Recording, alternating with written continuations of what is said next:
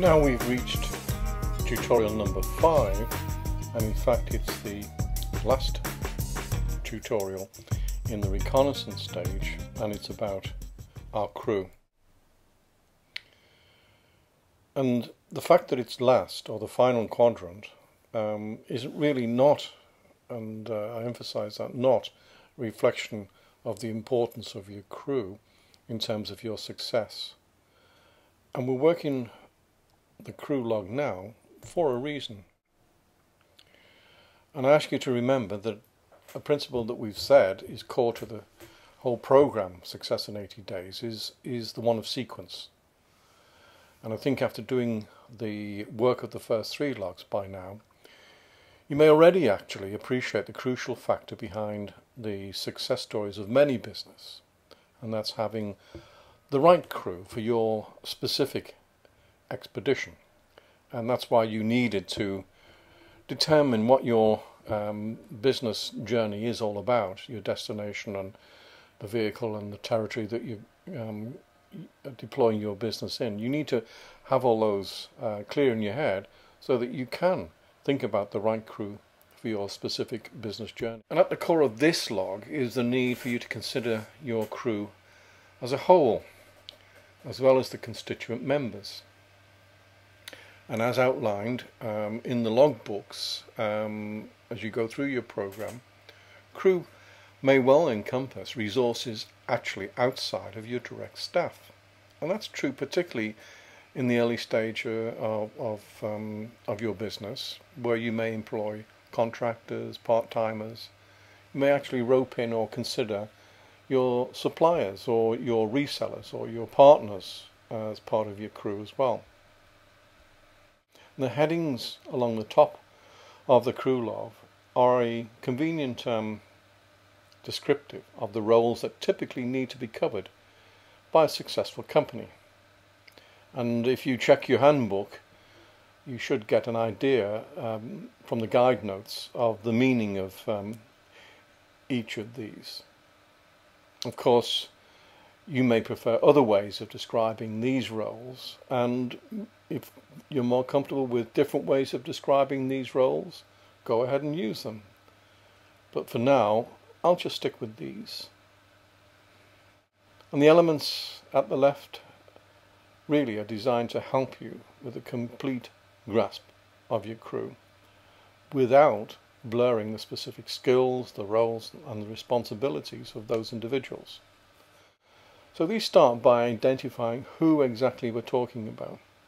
Remember that they may not actually be on your payroll, and it's very useful to be aware of when your crew, your individuals, started with the company, because there's often some interesting dynamics between those who regard themselves as the original or the founders or the pioneers and the new bloods who have recently joined.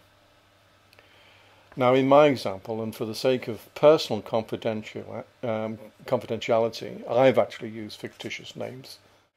And the next element that we need to cover, that you need to make your entries in, is interest and motivation. And that's pretty vital to understand. As you and your crew develop the business, this can regularly change. And here what we're trying to do is to establish what tangible interest or stake they have in the business. In other words, is there any current or planned ownership? Have you granted them share options or real shares? Naturally, and it's pretty wise to understand what is actually motivating, and this might not be what they state, and almost certainly it'll change as you understand them and they understand the value of their particular contribution. So as before, you keep coming back and updating this log. Another aspect that will change is the ongoing relationships between the crew. It's important to have both a whole and an individual perspective of how the crew knits together, and in fact where they don't knit together. So in my entries I've covered the personal interactions that I perceive right now in this early stage of my business. but these will evolve and change as people work closer, some are promoted, and so on. And distinct from the personal work relationships are, if you like, the interactions at a functional level. So this is not at a personal level, this is purely the actual roles of the functions within your business. And sometimes issues in the personal and work relationships can impact the latter, i.e. the functional level of the role in the company. And sometimes the best interests of the mission don't actually take precedence. And the size of my business means that the number of formal and informal groups is pretty limited, particularly as one person in the beginning needs to cover a number of the functional disciplines whilst the business is developing. Then we cover meetings, and these are a forum for establishing and maintaining the strategic and tactical conduct of the business mission.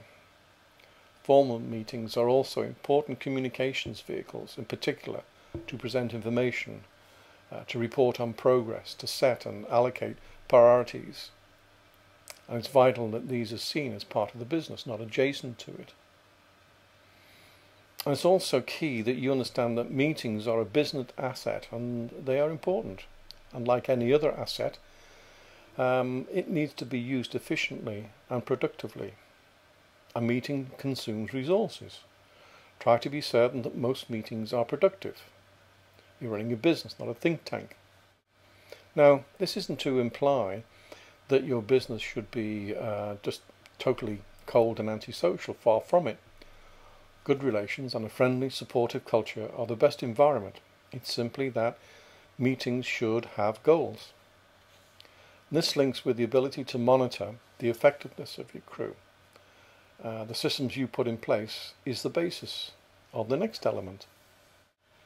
And these are targets and measures which enable you to come to monitor the progress against objectives for the journey. In the beginning, I've entered my present general targets, but I'll soon be coming back to revisit these milestones together with my crew. We must buy into them, because targets become relevant only if they are measured and doable. And they are doable only if they're accepted by those that are involved. If you like, it's a bit like checking where you actually are, say on a GPS system, against where you plan to be on the map. And this also helps you with how realistic new targets are likely to be. In my entries, I've made a start by allocating key performance indicators, or KPIs, to individuals, and I'll get them to provide me a more detailed breakdown of these. And measurement reporting will be an important agenda item at our meetings. So it's important for both you and your crew members to appreciate your strengths and weaknesses, and everybody has both. The task is to leverage those strengths and to strengthen those weaknesses.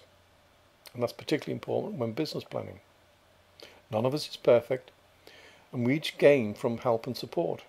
However, if support doesn't improve a weakness, then you might want to consider changes to the structure of your crew, or even to the members. Reconnaissance is now done?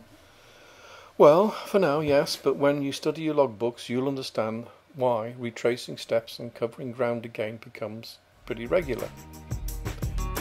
This happens if your business gains from feedback during progress.